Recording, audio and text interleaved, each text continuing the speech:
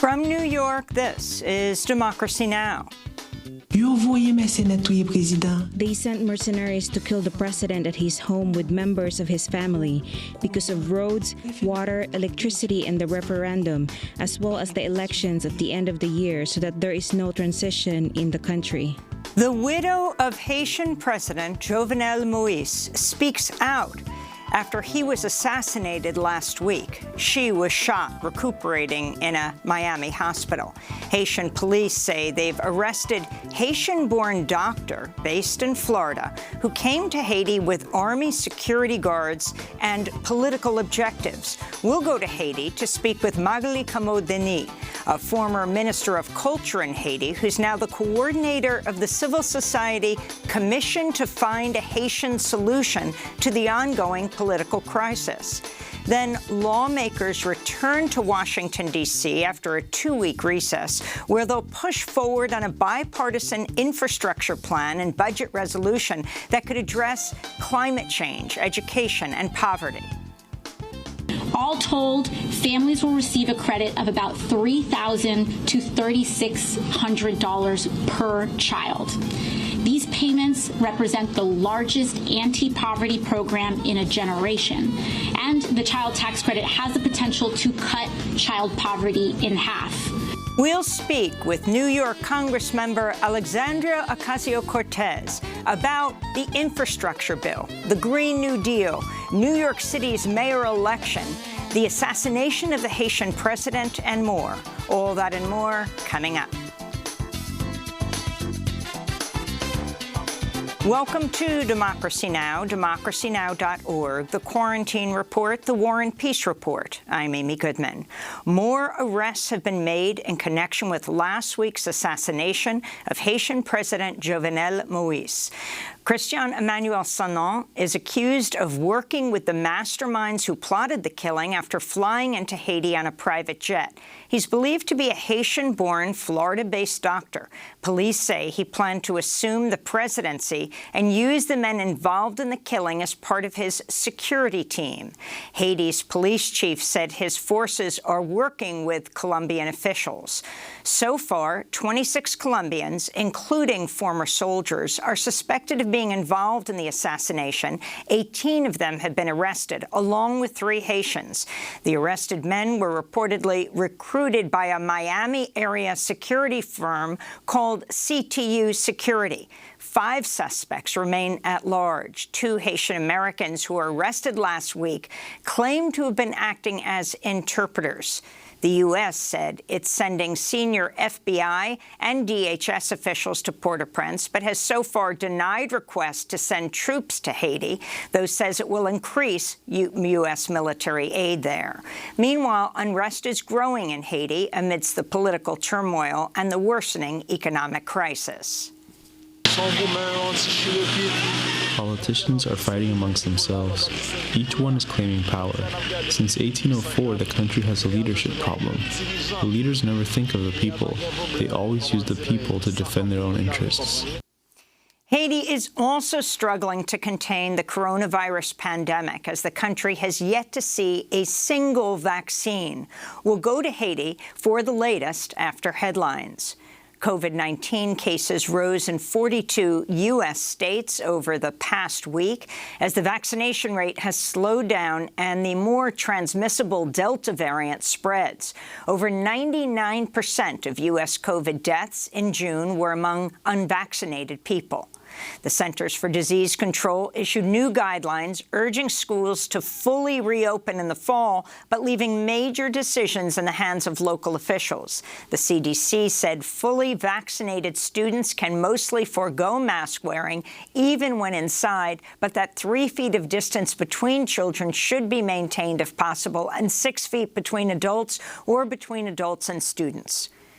In New York City, officials were forced to halt the transfer of unhoused people from empty hotel rooms to congregate shelters after the Legal Aid Society filed a motion saying it was a violation of people with disabilities and certain health conditions. In Cuba, thousands took to the streets of Havana and other cities in rare anti-government protests denouncing the island's economic crisis during the COVID-19 pandemic. Cuba is facing its harshest phase of the pandemic with skyrocketing infections. The island set a new record Sunday with over 6,900 positive cases. People are scrambling to cope amid shortages of medicine, food, and other resources due to catastrophic U.S. sanctions. No vaccines. Thousands of others led counter-protests Sunday in support of the Cuban revolution. And President Miguel Diaz-Canel, who accused the U.S. of instigating anti-government protests on the island and urged the Biden administration to lift the blockade. The top U.S. military general in Afghanistan is stepping down today in a symbolic end to the nearly two-decade occupation. Army General Austin Scott Miller has overseen the U.S. war in Afghanistan since 2018. Last week, President Biden said the U.S. military will complete its withdrawal by August 31st, though it's leaving hundreds of soldiers there. This comes as Taliban fighters have stepped up their offensive, seizing more territory and surrounding major cities. This is a resident of the northern city of Kunduz. The fighting is ongoing in Kunduz. The situation is worrying, and many people have been displaced from their homes.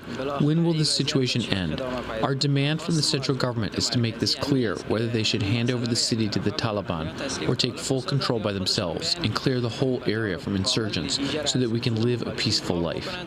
Ethiopia's National Electoral Board says incumbent Prime Minister Abiy Ahmed has won a second five-year term in office. His party's landslide victory came after fewer than 40 million people in a nation of 110 million registered to cast ballots, with no voting at all taking place in 3 of Ethiopia's 10 regions. That includes the Tigray region, home to 6 million people. 400,000 people in Tigray are in famine, with nearly 2 million more on the brink after Prime Minister Abiy pursued a devastating military offensive against the separatists. In sports news, England's Football Association is condemning racist attacks on social media aimed at black players on the national team following their loss to Italy in the Euro 2020 final Sunday. England lost to Italy 3-2 during penalty kicks. The English team responded on Twitter, quote, "We're disgusted that some of our squad, who have given everything for the shirt this summer, have been subjected to discriminatory abuse online. We stand with our players," they said. In Venice, Italy, officials at the G20 summit have backed a proposal calling for a global minimum tax for at least 15% in an effort to curb tax havens and loopholes for major corporations. The proposal faces many potential obstacles, including objections from businesses and low-tax countries. It also currently excludes financial services firms and extractive industries. Protesters gathered in Venice called out the exclusive gathering of the world's 20 largest economies. This is an economic model that we want to oppose. It is the same economic model that today at the G20 they will try to propose again, to get the lost economy back in its feet after the COVID-19 crisis.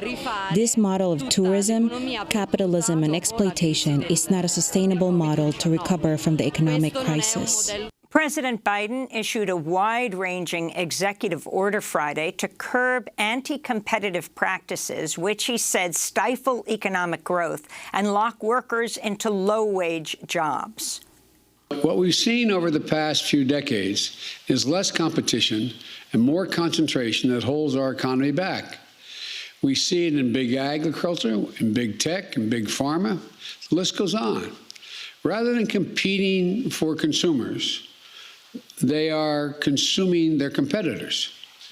Rather than competing for workers, they're finding ways to gain the upper hand on labor.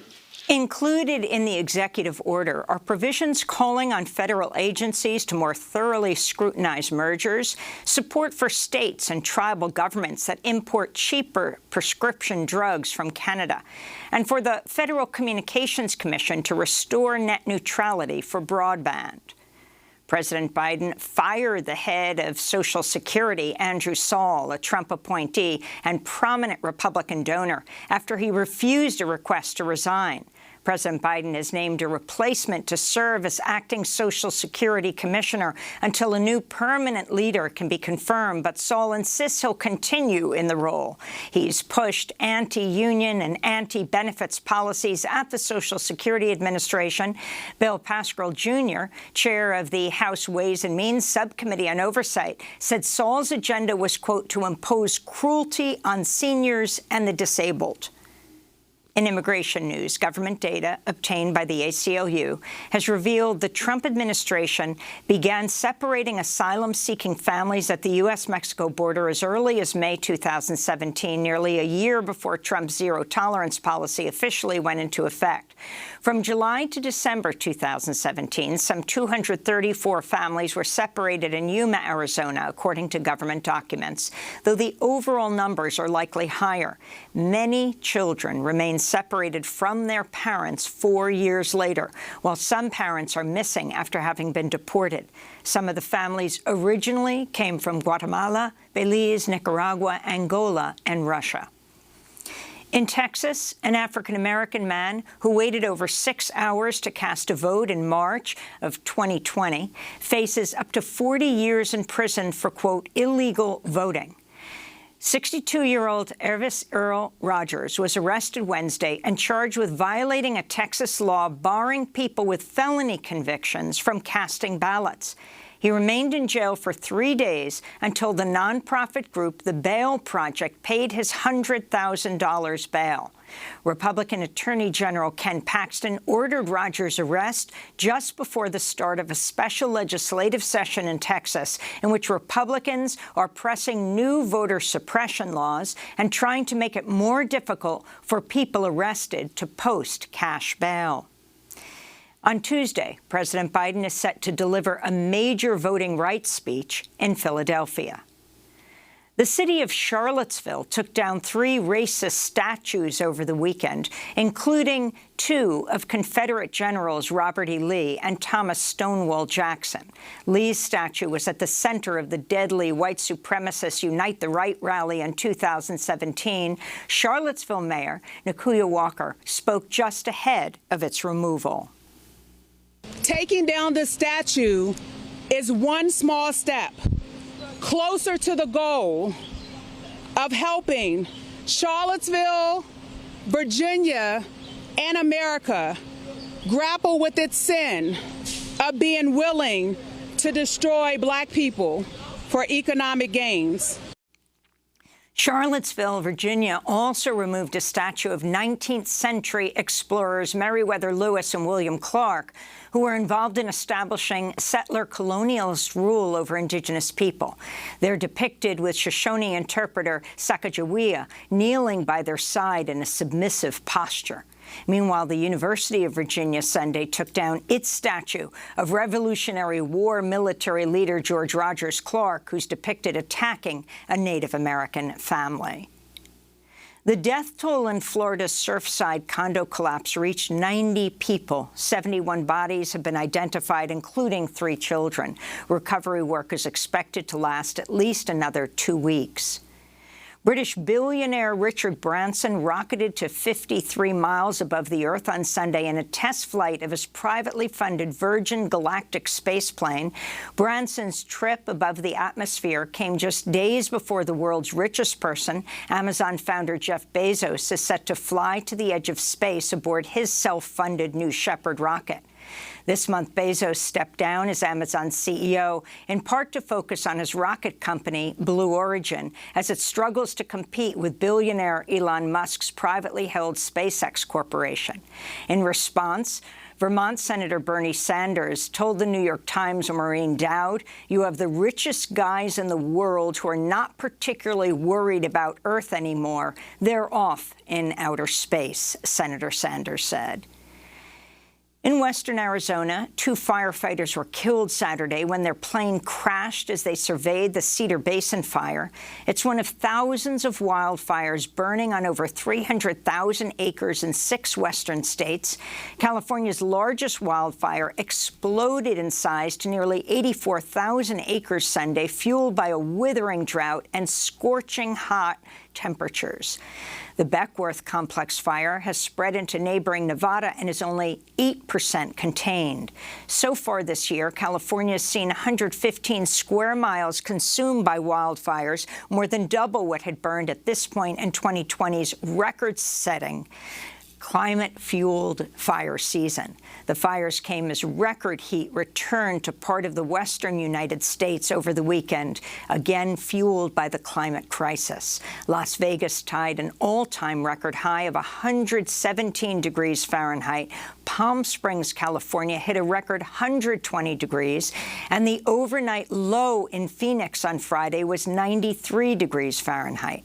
Maricopa County officials have logged over 100 suspected heat-related deaths so far this year. Death Valley hit 130 degrees Fahrenheit on Sunday for just the 5th time ever, tied for the highest temperature ever reliably recorded on Earth. And in the Arctic Circle, the town of Banak in northern Norway reached 94 degrees Fahrenheit last week, hotter than the highest temperature recorded in Miami, Florida this year. And those are some of the headlines. This is Democracy Now!, DemocracyNow.org, The War and Peace Report. When we come back, we go to the capital of Haiti to speak with Magali Komodeni, a former Minister of Culture who's now coordinator of the Commission to Find a Haitian Solution to the ongoing political crisis. Then we'll be joined by New York Congressmember Alexandria Cortez. Stay with us.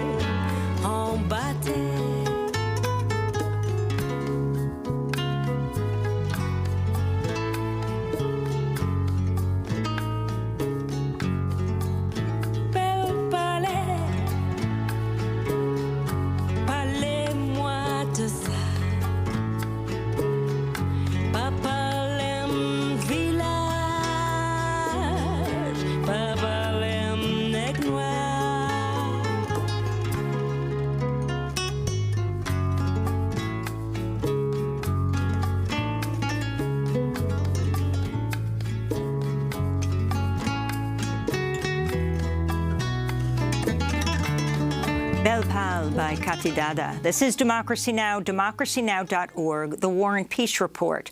I'm Amy Goodman in New York City, joined by Democracy Now! Co-host Juan Gonzalez in New Brunswick, New Jersey. Hi, Juan. Hi, Amy, and welcome to all of our listeners and viewers across the country and around the world. We begin today's show in Haiti, where police said Sunday they arrested a key figure in last Wednesday's assassination of President Jovenel Moïse at his home in Port-au-Prince. Haiti's national police chief, Léon Charles, said they arrested 63-year-old Dr. Christian Emmanuel Sanon, a Haitian-born doctor based in Florida, and that he arrived in Haiti last month with, quote, political objectives. Police said Sanon is one of 3 Haitian Americans now arrested in the attack, along with 18 Colombians. 5 Colombians are still at large, and 3 were reportedly killed.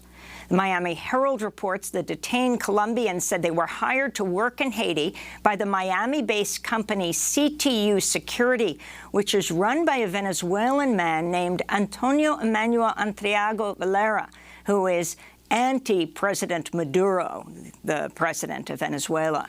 This is the sister of a Colombian former soldier accused of participating in Moïse's assassination, who was killed during a gun battle with Haitian police. Jenny Capador said her brother had been hired as a bodyguard.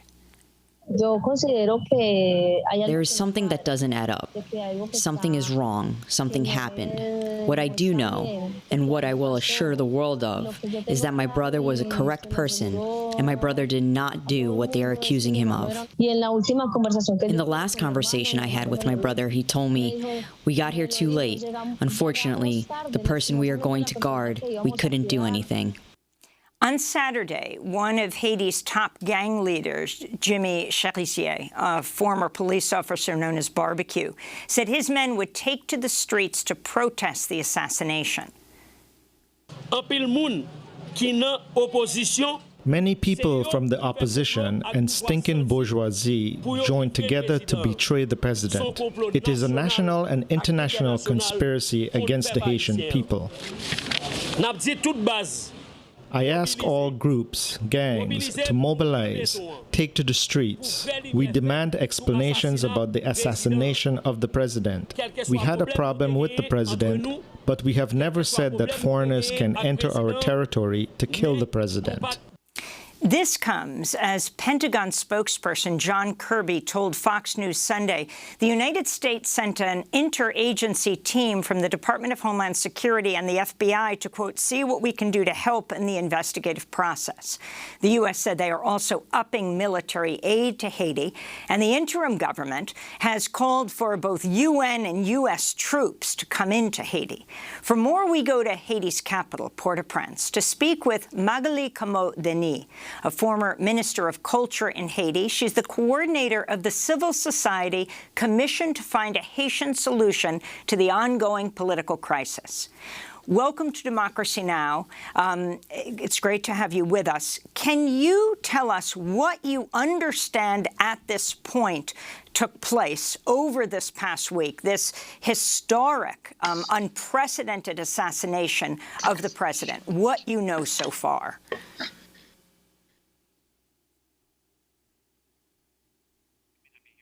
Magali Camo-Denis, are you able to hear me? Yes, now, yes. Excellent. Can you talk about what you understand has happened since this unprecedented assassination of the president of Haiti? Who was involved, who's been arrested, and who you think is behind this historic attack? First of all, let me say that we are very, very, very sorry for what happened to the president. This is not what the population was asking for. We are very shocked. That makes 3-4 years that we are asking him to go to leave the power, and he didn't, but this is certainly not what we wanted. Who did it? There are so many scenarios. I don't think that this is what it is important now for us. We want justice. We want the investigators to identify the authors of that crime and to punish them according to the law. Exactly the same way as we ask justice for Marie-Antoinette Duclerc, my young friend, political comrade, who had been assassinated 5 days before the assassination of the president. All those anonymous victims in the capital, hundreds of victims, people being killed, kidnapped. We are asking justice for them. Let the justice do its job. What is important, really important now, is that we are in a catastrophic situation, and we have to do all we can do to stabilize the situation and help people live. So the investigators will be able to answer those questions better than I can do. Those questions will have answer on proper time.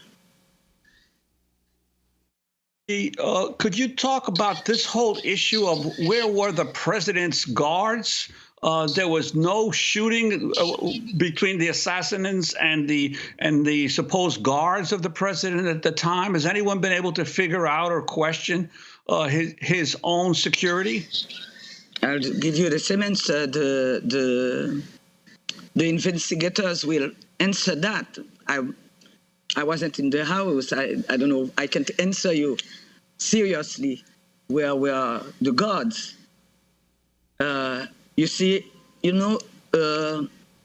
since 3-4 years, there was a reign of crime in the country, and the international trivialization of the crime and of the life. And this is in that atmosphere that made possible that kind of crime, to assassinate a president in his room. So that assassination is related to all of the assassinations that we had in the country during those 2-3 years. Remember that the chief of the Port-au-Prince Bar Association have been killed in his house, very, very close to the president's house.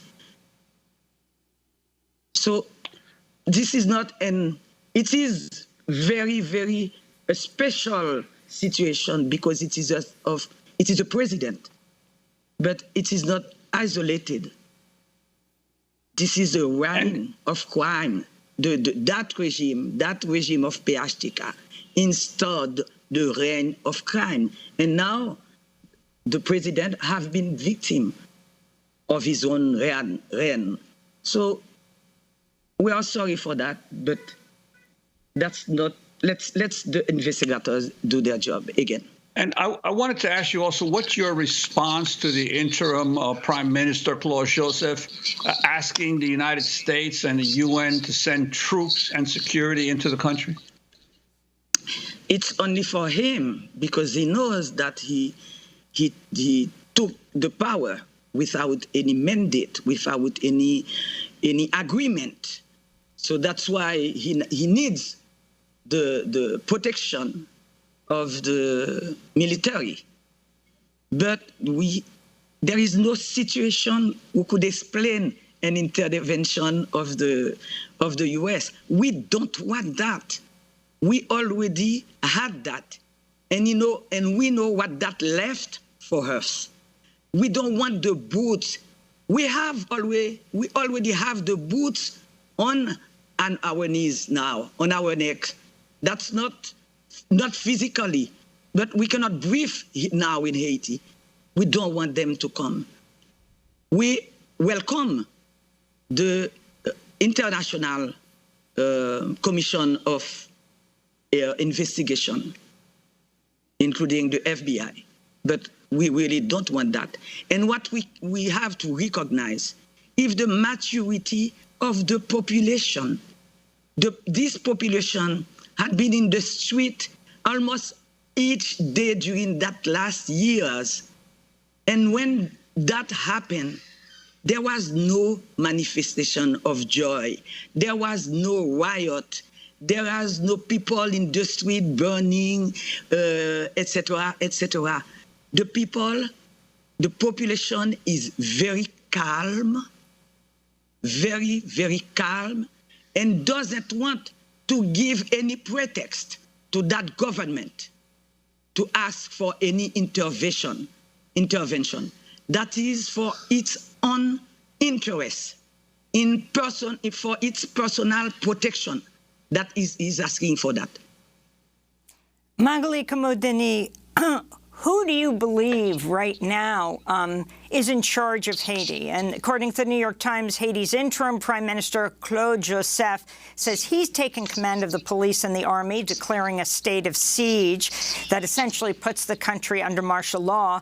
But constitutional experts questioned his right to impose it, and his claim to power was quickly challenged by a rival, Dr. Henry, who was named to be the next prime minister under Moïse, but not sworn sworn in.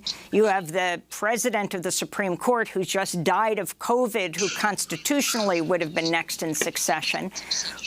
What do you think, what entity should be in charge of Haiti right now? And your concerns about the calls for U.S. and UN troops? None of them, Ariel or Henri, is legitimate to be on power. There is no provision in the Constitution for that situation. We are in an extra-constitutional situation. We have to look for a solution of exception. I'm here working for the commission that have been created by the civil society, a commission to find a Haitian solution to the crisis. We knew we were in a crisis, and that makes 4 months that we are working with all the political groups, all the civil society groups, from the peasants to the union, from the human rights organization, feminist organization, the diaspora, etc., to create a broad consensus between all the sectors of the population to propose a Haitian solution. There is no other legal answer to that situation of exception. Going back to President Moïse, could you talk about his role in the Petrocaribe scandal, where billions of dollars from Venezuela, what marked for Haiti, disappeared? That's what the population was asking for. Where is the money from the Petrocaribe? Where are the jobs? Where are the hospitals that was supposed to be created with that money? And the answer of the government was killing people, was gas searing during the march. And beside that, all the gangs that he has armed, all the gangs that he has federated, where can be able to protest with the protection of the police. This is a vast system of corruption that have been reinforced. I don't say that they create the corruption in the state, but we have reached a level of corruption that we never knew before. So this is what has to be done. Investigation for all the kind of crime, the financial crimes also. And can you talk about Pierre-Reginald Boulos, one of the Haitian oligarchs? I believe now there has been an arrest warrant issued for him. This was before, under Moïse, which could have extremely, to say the least, angered him. But being in Washington, hiring lobbyists, what his role in Haiti is right now, and then what you believe the U.S. could do, should do. The role of Reginald Boulos is one of the candidates, as many other candidates. He has a special position because he comes from the private sector, and he was one of the main support of the President Jovenel. He helped him to reach the power. But I have no special. For now, he's a candidate like the other one. I don't think that he deserves any special attention because there are 10, 20. But what the U.S. can do, for once, we are asking them to listen to us. We are in a process, meetings every day this week. We are in a process to have a large consensus between all the sectors of the population. For once, please, I'm asking them to listen to our voice. They always say that the problem have to be solved by the Haitian. We would like them to respect their words and in fact, let the Haitian solve their problems and bring their solidarity to that solution that we are creating now. There are elections scheduled to be held. Are there elections scheduled to be held in September? Or do you believe that they should go forward? Listen. Since 3 years, there was one speech. People are killed, election. People are being kidnapped, election. The day before the assassination, election of the president, election. The day after the assassination of the president, election. As if nothing had happened. It's an insult to our intelligence. They cannot keep doing the same thing over and over again, but expecting different results. That's Einstein's definition of insanity. We have to reset. We have the car is broken. All the tires are flat, and you still want to go to the beach. Let's repair it. Let's talk. Listen to us. We know what to do. And we know also what not to do. The body, the bullet wrinkled body, corpse of the president was barely cold that the State Department was still insisting to have election in 2 months. We know that all the political crises during those 20 or 30 years came from bad election. We don't want a cheap democracy. We were shocked when there was that violent riot on the symbolic and democratic institution of the United States, the parliament. We were shocked. As you people in the America were shocked. We know we want election, but we want an election that is not only transparent, but one that favors the participation of the election. Since the international community took charge of the election in Haiti, we went from 75% of participation of the population to today to less than 15%. That's the result of the organization of the election by the international community. We are asking them for humility, for modesty, to recognize their part of responsibility in that failures, and come and talk to us. Magali Camo-Denise, I want to thank you so much for being with us, former Minister of Culture in Haiti, speaking to us from Port-au-Prince, now coordinator of the Civil Society Commission to find a Haitian solution to the ongoing political crisis. This after last week's unprecedented assassination of the president of Haiti. When we come back, we speak with New York Congressmember Alexandria Ocasio-Cortez about Haiti, about the infrastructure deal, about the Green New Deal, about New York City's mayoral election. Eric Adams will be meeting with President Biden today. Stay with us. Tell me a tale that always was.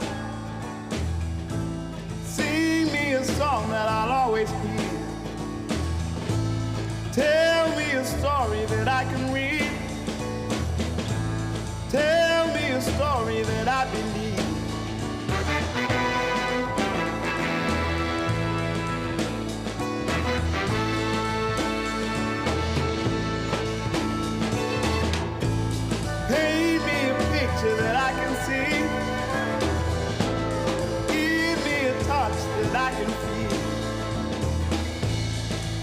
Tell Me a Tale by Michael Kiwanuka. This is Democracy Now!, the War and Peace Report. I'm Amy Goodman with Juan Gonzalez. As we've reported, Haitian police said Sunday they arrested a key figure in Wednesday's assassination of Haitian President Jovenel Moïse at his home in Port-au-Prince.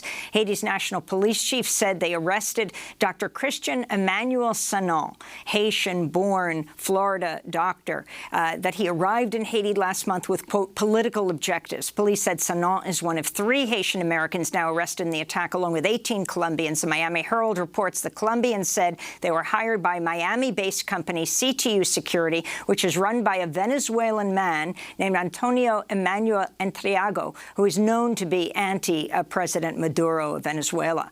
Haiti's interim government says it has asked the United Nations and the United States to send troops to help secure key infrastructure. The U.S. has so far declined, but has sent an interagency team from the Department of Homeland Security, as well as the FBI. Colombia has sent their head of military intelligence because the massive number of those involved, it is believed, with the assassination team are former Colombian military or Colombian. For more, we are joined by Alexandria Ocasio-Cortez, the U.S. representative for New York's 14th Congressional District. She represents over 650,000 people across parts of Bronx and Queens, one of the most diverse districts in the United States. We want to talk about the mayoral election here in New York. We want to talk about infrastructure and the Green New Deal, Congressmember Ocasio-Cortez. But this latest news in Haiti and the call for U.S. or UN troops from some sectors, the interim government of Haiti. What is your concern here with President Biden pulling the troops out of Afghanistan and the possibility of pressure to go back to the U.S. going back to occupying Haiti? Mm-hmm.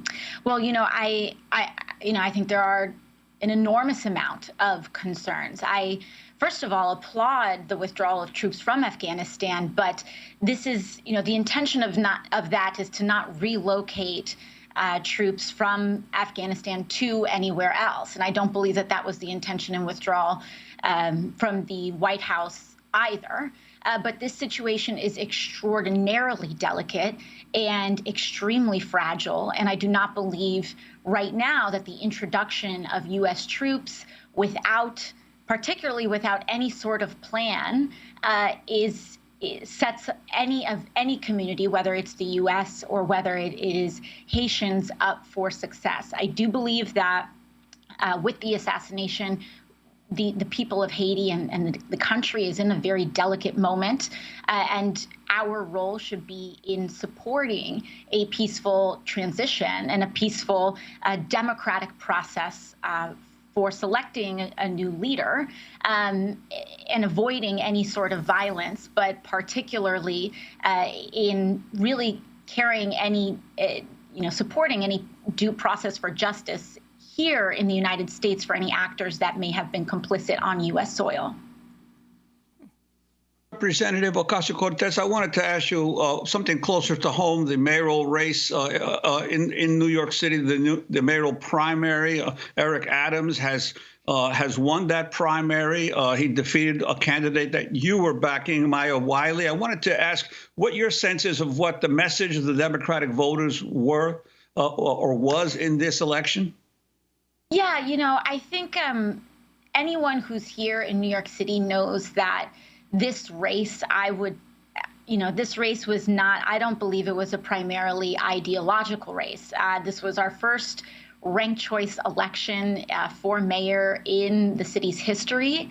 And I believe the race had a lot of different complicated dynamics. First and foremost, I think we had COVID recovery front and center. So, I believe that Mayor Adams, or presumptive, who may be presumptive Mayor Eric Adams, he ran a strong logistical operation. He ran a strong on-the-ground operation, and I do not believe that this is some large bellwether for the country or for Democratic voters in the country. I think it was very just indicative of a pretty wild race, and anyone who was following this race knows and can see the dynamics that were happening throughout, with candidates really cycling through, surging at one moment and not at others. So, and your hopes for recovery for New York City, because amazingly, because of COVID, many of these local governments and state governments now have more money as a result of federal assistance than they've ever had before. What are your hopes of the rebound of New York City?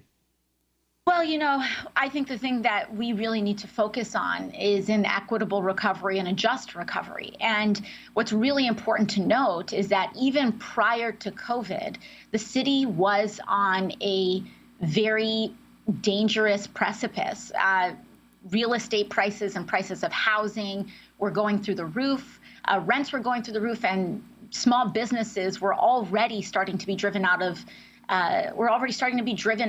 business and having mass closures because of the skyrocketing costs of real estate, housing, and rent on small businesses. And so my hope is that this recovery is just, and that it centers working people, and it centers a recovery that also approaches, frankly, public safety from an evidence-based approach, which we know is centered in anti-violence and community-based programming.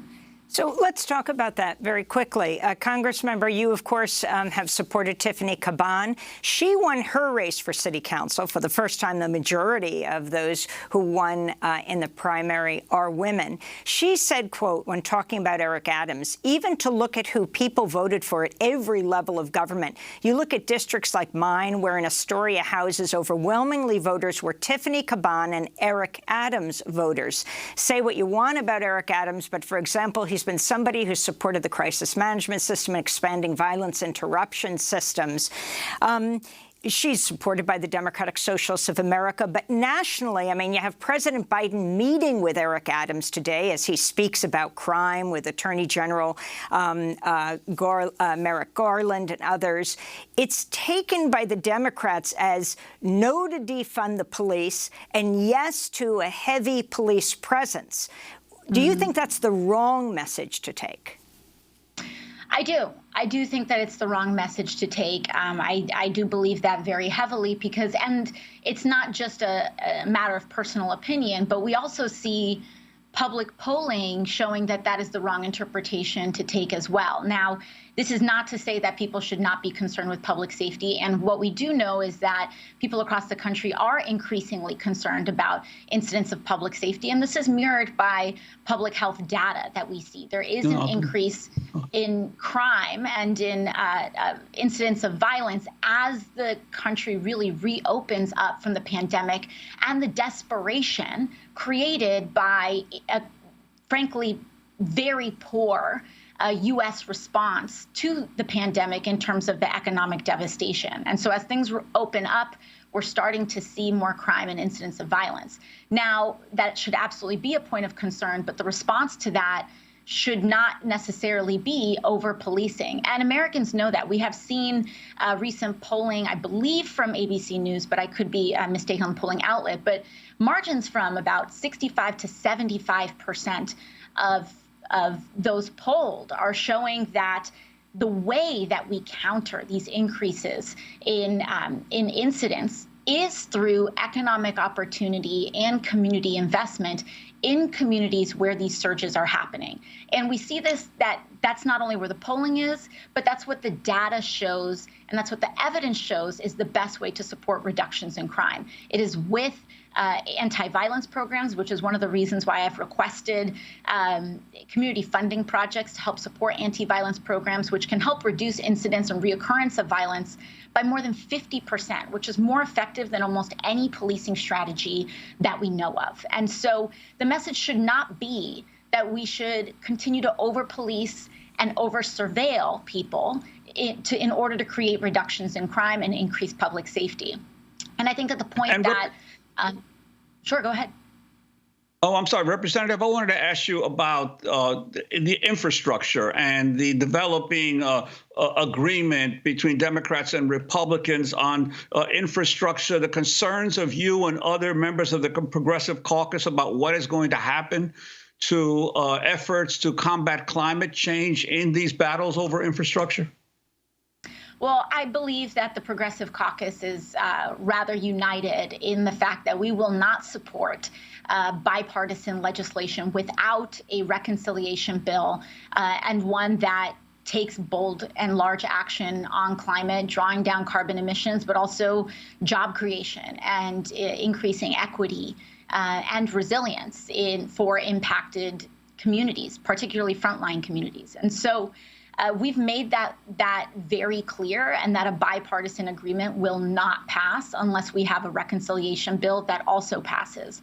And so that is where we've drawn a strong line. And I believe that Speaker Pelosi, the White House, and Majority Leader Chuck Schumer have taken that threat quite seriously. They know that we fully intend on acting out on that if a reconciliation bill does not come to the floor of the House. And you know, we have there's many different actions that we need in a climate bill for reconciliation, whether it's a civilian climate corps, whether it is increased infrastructure and investment in rail and mass transit, and whether it's also centering frontline Indigenous, Black and Brown and low-income communities that are polluted on and often experience the greatest brunt and will be experiencing the greatest brunt of climate change-related infrastructure failures. So this issue of trying to get a massive Green New Deal proposed, I mean, Bernie Sanders, of course, head of the Budget Committee, said $3 trillion is simply not enough to deal with what must be dealt with in this country, also involves this filibuster. And there are many right now in the voting rights community, for example, and this all overlaps, who are saying just President Biden is simply not expending his political capital to get this dealt with, because he has a very limited amount of time, possibly, when the Democrats are in power in the Senate and he's the president and Democrats control the House, to get some of this groundbreaking legislation through. Tomorrow he'll be giving a voting rights speech in Philadelphia. What does he have to do? What are you saying behind the scenes? What is Schumer saying? What is your relationship like with Schumer? What are you demanding they do that they're failing to do right now? Well, I do believe that there is a sense, particularly among members of Congress, that believe that the White House is leaving some of its leverage on the table in terms of really pushing on voting rights and the passage of H.R. 1, and particularly in its conversations with those in the Senate, whether it is Senator Manchin, Sinema, or frankly, there are others. It's not just Manchin and Sinema that have been hesitant on the filibuster, but I believe that there are other members of the Senate that are essentially hiding behind them in their hesitations as well. And, you know, the White House has been stepping up slightly in its in that campaign, and I think that's evidenced by their decision to make a speech tomorrow. But I do believe that all of these conversations are quite interlinked, and I believe that it should be coming up in every conversation and every negotiation, whether it is infrastructure, whether it is voting rights, and so on. That you know, the White House needs to be making explicit, frankly, to members of Congress, the way that it is what they are doing, particularly within our own party, to make sure that this gets done. Because the last thing that we want to see is a lot of wonderful speeches and public-facing statements, but no actual passage of critical voting rights legislation. And I think that this is, it cannot be stated enough that the United States is in a very fragile and delicate precipice of democracy in our own right. And if we do not get H.R. 1 passed, if we do not pass it in this term, I think I and many other individuals, frankly, are quite fearful for the state and future of our democracy. It is that simple. We have state Republican parties that are setting up the infrastructure and, frankly, the practice to overturn the results of an election, and that includes a presidential election. And speaking of presidential elections, former President Trump delivered the keynote address at the Conservative Political Action Conference known as CPAC in Dallas, Texas over the weekend. He captured over 70% of the 2024 GOP presidential nomination poll at CPAC. Should Democrats be concerned about his continued popularity? I mean, I think the whole country should be concerned. I think that there are two minds of this. One is that I do believe that whether he intends to run or not, former President Trump will be indicating and will continue to essentially tease the possibility.